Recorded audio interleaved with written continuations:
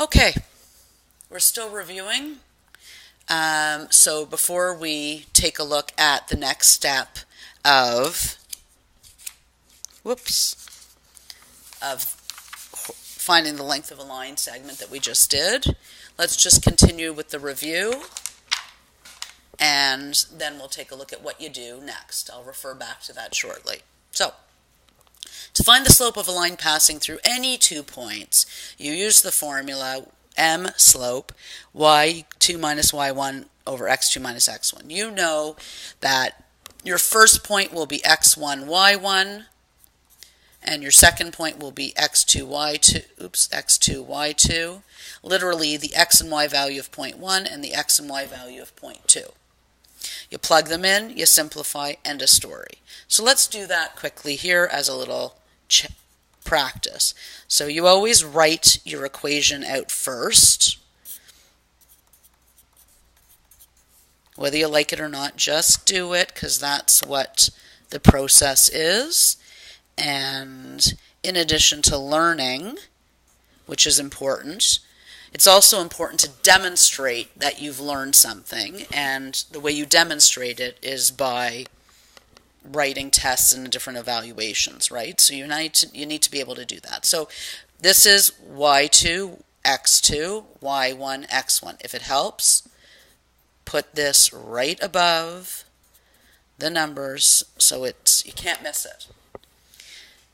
If you're thinking to yourself, by the way, oh, I don't need to do that, and then you keep making mistakes, suck it up, buttercup, and just do it. This is what you need to figure out, what works for you, and then just do it. Don't fight yourself. So here we've got y2 minus y1 over x2 minus x1. Okay, let's go over here. So that's negative 8. We know in minus is a plus.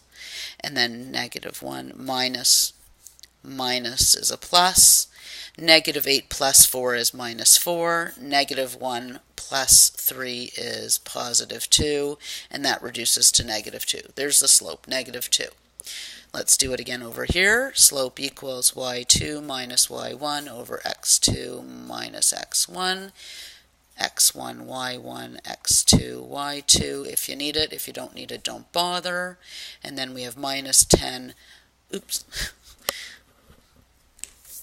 minus 10 minus 7. If you can go from here and just go here and skip this, then go for it. If not, don't. I will always let you know what's okay to skip and what's not okay to skip. x2 minus x1, and then that's minus 3, and that's minus 2. And of course, you'll keep, if you have space, your equal signs in line, but if you run out of space, just do this. Okay, we know that parallel lines have the same slope. Moving along. We know parallel lines have the same slope. And we also know that perpendicular lines have slopes that are negative reciprocals.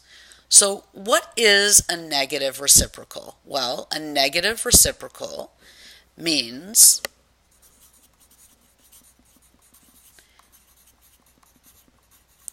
if I'm writing it, you should be writing it too, by the way.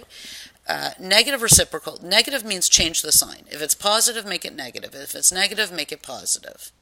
And reciprocal means flip your fraction. If you don't have a fraction, make a fraction. Wondering what I'm talking about? Well, let's do this.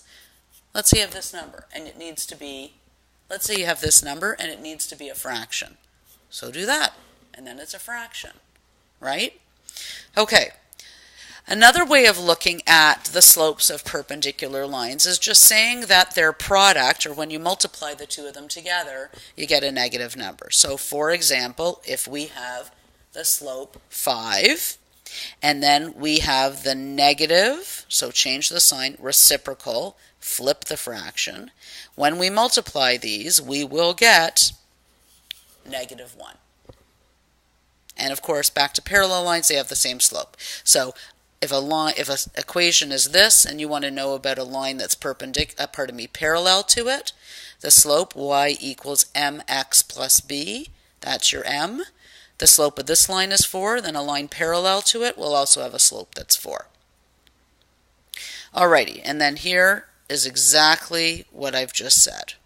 Alright, so let's state the slopes of a line that's parallel to and perpendicular to the following line. So here we know again it's y equals mx plus b, where m is your slope and b is your y-intercept. So what's the slope of this? So let's just go like this. Parallel, perpendicular. Sometimes we just write that as a symbol for perpendicular. I don't know, maybe because it's so long to spell the word, we just came up with a little symbol. But anyway, so a line that's, state the slope of a line that's parallel to this. So the slope of a line parallel to this, well, this slope is 4, so the slope of a line parallel is 4. The slope of this is negative 2 over 3, so the slope of a line parallel to it is negative 2 over 3.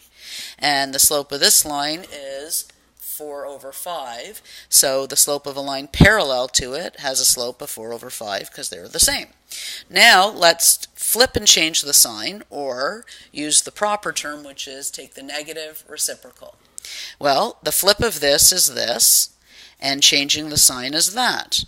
The flip of this is this, and change the sign is positive. And we know positive is the same as just not writing anything at all. And then here, just flip and change the sign. It's really as simple as that. Okay,